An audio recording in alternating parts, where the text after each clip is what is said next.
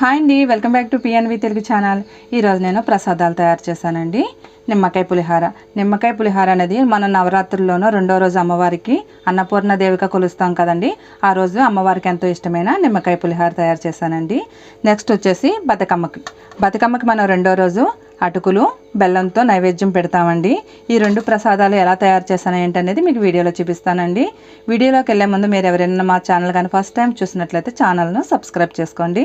ఏమాత్రం లేట్ చేయకుండా వీడియోలోకి వెళ్ళిపోదాం.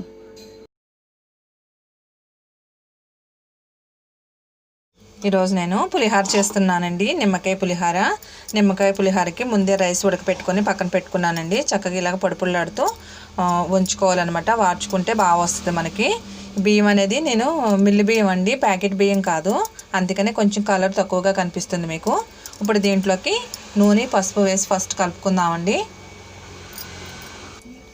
ముందుగా రైస్లోకి పసుపు వేసుకుందామండి. అలాగే కొద్దిగంత ఆయిల్ వేసుకుందాం.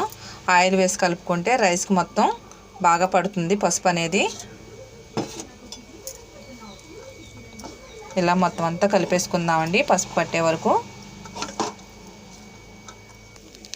పసుపు మొత్తం కలిసిపోయిందండి. ఇప్పుడు సాల్ట్ కూడా వేసేసుకుందామండి.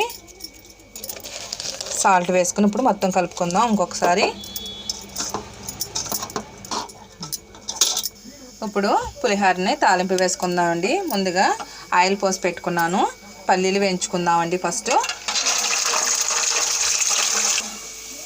పల్లీలు వేగిపోయినాయండి. ఈ పల్లీలు సపరేట్గా తీసేసుకుందాం. తీసుకుని రైస్లో వేసేసుకుందాం అండి పులిహోరలో.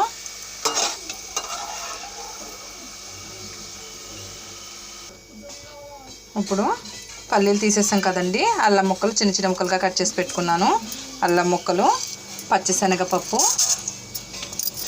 అలాగే మినప్పప్పు, ఆవాలు వేసుకుని కొద్దిగా చిటపట్లాడనిద్దామండి ఆవాల్ని. పచ్చిమిర్చి ఇలాగా పొడవుగా కట్ చేసి పెట్టుకున్నానండి. ఎండుమిర్చి కూడా వేసేసుకుందాం.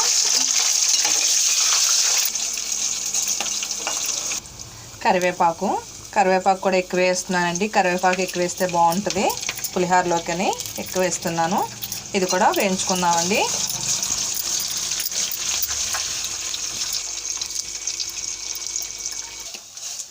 తాలింపు వేగిపోయిందండి. ఇప్పుడు స్టవ్ కట్టేసాను. ఇప్పుడు ఈ తాలింపు ఈ పులిహోరలో వేసేసి కలిపేసుకుందాం.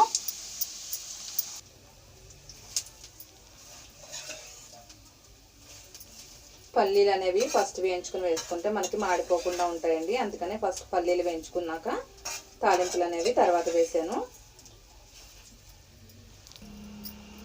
తాలింపు వేసేసుకున్నాం కదండి. బద్దలు చేసి పెట్టుకున్నాను. ఈ నిమ్మరసాన్ని గిన్నెలో పిండుకుందామండి. ఈ నిమ్మరసం అనేది మనం ఫస్ట్గానే కలిపేసుకున్నాం అనుకోండి, చప్పదనం వచ్చేస్తుంది అనమాట. టేస్ట్ అనిపించదు. మనకి తాలింపులన్నీ వేగిపోయిన తర్వాత లాస్ట్లో కలుపుకుంటే నిమ్మకాయ పులిహోర టేస్ట్ చాలా బాగుంటుందండి. ఇప్పుడు ఈ నిమ్మరసం వేసేసి మొత్తం కలుపుకుందామండి. తాలింపు మొత్తం అంతా కలిసేటట్టు కలుపుకుందాం.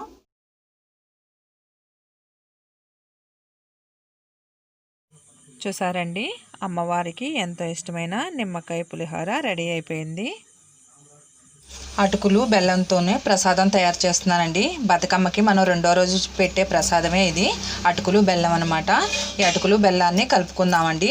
ముందుగా మనం మార్కెట్ నుంచి తీసుకొస్తాం కాబట్టి అటుకులు అనేవి కొంచెం పౌడర్ లాగా ఉంది. దీన్ని శుభ్రంగా వాటర్తో కడిగేద్దామండి. ఇలా వాటర్ పోసి శుభ్రంగా కడిగేసుకున్నా అండి. ఇప్పుడు వాటర్ అంతా గట్టిగా పిండేసుకుందాం. అటుకులు కడగకపోయినా ఏమీ కాదు కానండి, మనం మార్కెట్ నుంచి తీసుకొస్తాం కాబట్టి కొంచెం పౌడర్ స్మెల్ లాగా వస్తుందని చెప్పేసి నేను కడిగేస్తున్నాను. ఇలా నీరంతా గట్టిగా పిండేసుకోవాలండి. లేకపోతే బెల్లం వేస్తాం కదా, జారుగా అయిపోతుంది ప్రసాదం అనేది. చూసారండి, చక్కగా పొడిపొడిలాడుతూ వచ్చేసింది వాటర్ గట్టిగా పిండేస్తే. ఇప్పుడు ఈ బెల్లం ఉంది కదండి, బెల్లం ఇందులో కలిపేసుకుందాం.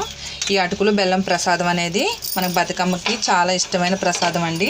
మనం రెండో రోజు మనం నైవేద్యంగా పెట్టుకుంటాం అన్నమాట. ఇలా అమ్మవారికి ఎంతో ఇష్టమైన ప్రసాదం అటుకులు బెల్లం ప్రసాదం రెడీ అయిపోయిందండి.